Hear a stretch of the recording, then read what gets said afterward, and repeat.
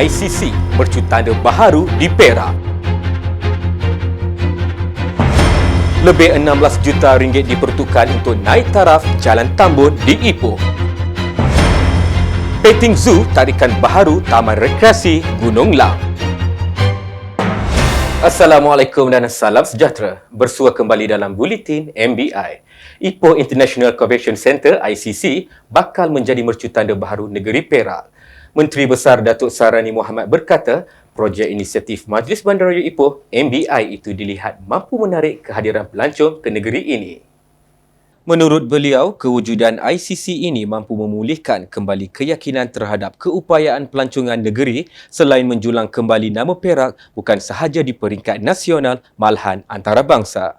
Saya sangat gembira bagi pihak kerajaan negeri kerana kita lihat selepas COVID-19 yang telah menyebabkan kemerosotan atau keburaman Bandaraya Ipoh.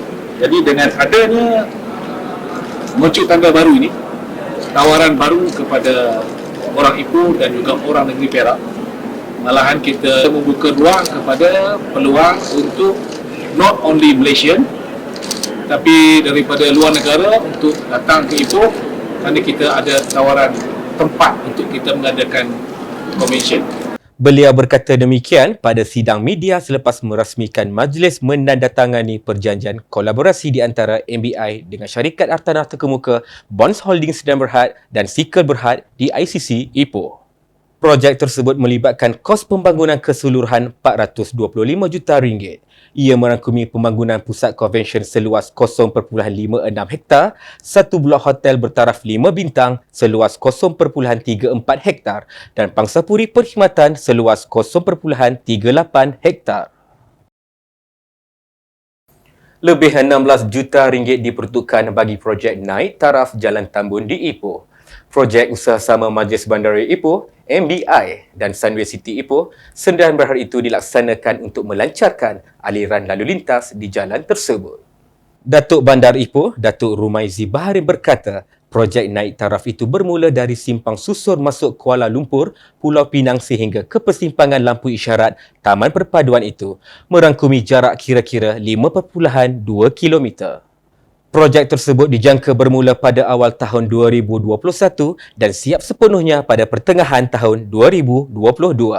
Datuk Rumaizi berkata demikian ketika berucap sempena mesyuarat penuh majlis bulan Disember di Dewan Mesyuarat MBI di Ipoh.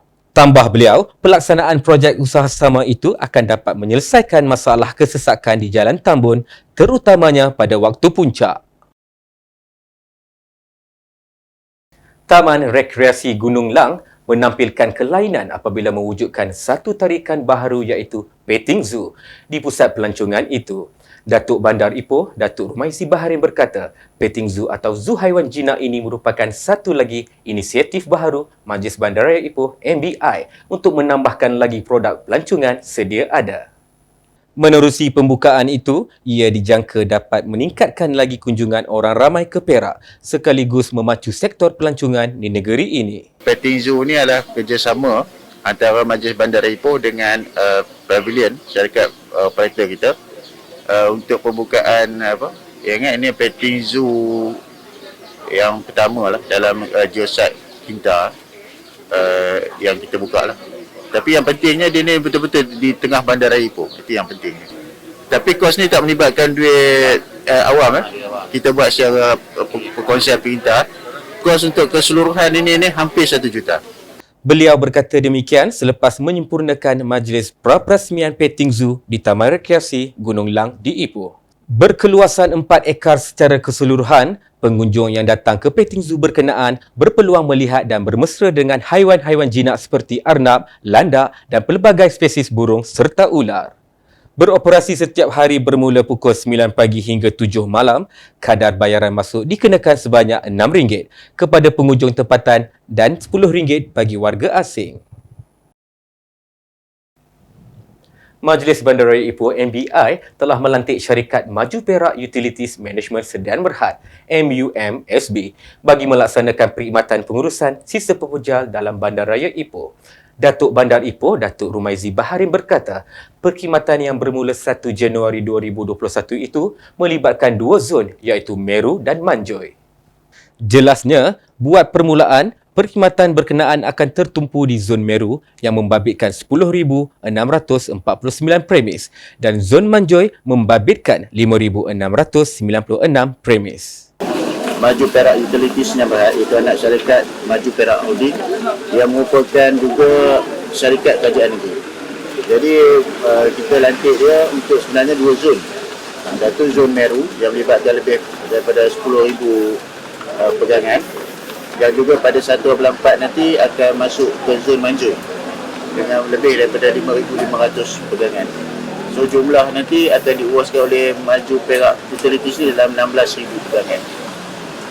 Kawasan mana lagi yang terlibat? Setakat ni kita kena pasti beberapa kawasan. Antaranya mungkin kita akan pergi kepada Taman Perpaduan dan beberapa kawasan lagi sudah kita kena pasti. Beliau berkata demikian dalam sidang media pada Majlis Pelancaran Operasi Kutipan Sampah di Meru dan Manjoy di Ipoh. Selain perkhidmatan berkenaan, MUMSB juga akan membekalkan kemudahan tong sampah di semua premis yang melibatkan kedua-dua zon tersebut bagi memudahkan proses kutipan dijalankan. Memang bersahaja dengan projek Vintage dengan kerjasama MBI yang kita lihat pada hari ini dilancarkan dari kutipan sendiri oleh Datuk Bandar. Jadi projek Vintage ini adalah satu tingkatan kemampuan untuk Perak Management Sedan Berhad untuk memberi nilai tambah dalam perkhidmatan sejaga. Di samping itu juga memberi tambahan daripada segi kemudahan termasuk dari kontraktor dan juga sistem aplikasi.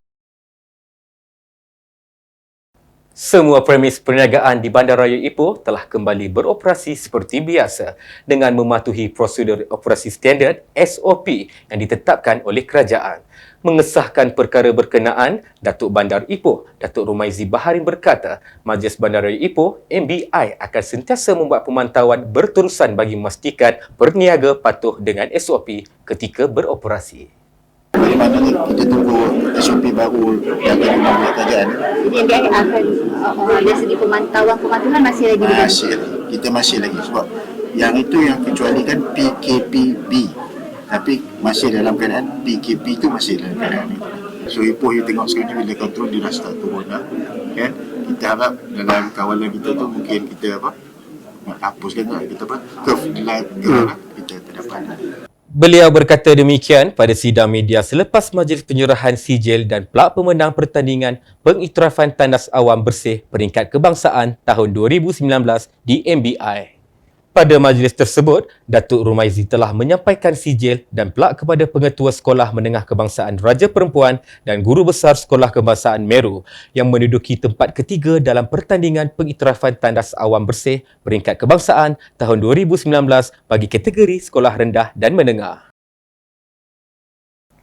Dalam usaha menjaga kebersihan di kawasan setempat, Majlis Bandaraya Ipoh MBI ambil inisiatif menyediakan 2 tong sampah untuk kemudahan penduduk Kampung Ulu Cemor di Ipoh. Pemberian tong sampah itu bertujuan bagi memastikan kawasan sekitarnya sentiasa bersih dan ceria selaras hasrat MBI menjadikan Ipoh sebagai bandar terbersih 2023. Majlis penyerahan 2 tong sampah itu disampaikan oleh Ahli Majlis MBI, Datuk Mazlan Abdul Rahman. Kebersihan ini adalah satu dituntut semua agama. Jadi hari ini kita dapatlah satu tempat pembuangan sampah yang untuk dijalankan penduduk sini. Jadi kita sebagai pihak Majlis Bandaraya Ipoh dan saya sebagai ahli majlis di kawasan ini memberi bantuan sepenuhnya kepada diorang, dan hari ini kita nyampaikan 2 buah tong sampah yang saya rasa cukup untuk untuk penduduk kampung ni. Sementara itu, bagi penduduk Kampung Ulu Cemor, pemberian tong sampah tersebut mampu mengelak pembuangan sampah secara haram di kawasan itu. Bagi harapan baik bagi orang kampung lah, tempat pembuangan sampah dah tetap lah. dulu kata-kata ada orang buang sampah. Tepi sungai atas tu pun ada orang. Tapi sekarang ni kalau dah tetap ada ni, memanglah kesihatan tu bagus. Dan apabila ada tong sampah kekal ni, tempat pengumpulan sampah yang kekal ni, maka benda yang tersebut tidak lagi berlaku. Saya harap penduduk kampung dapat membuang sampah di tempat yang sediakanlah lepas ni. Laporan itu mengakhiri buletin MBI. Assalamualaikum dan salam hormat.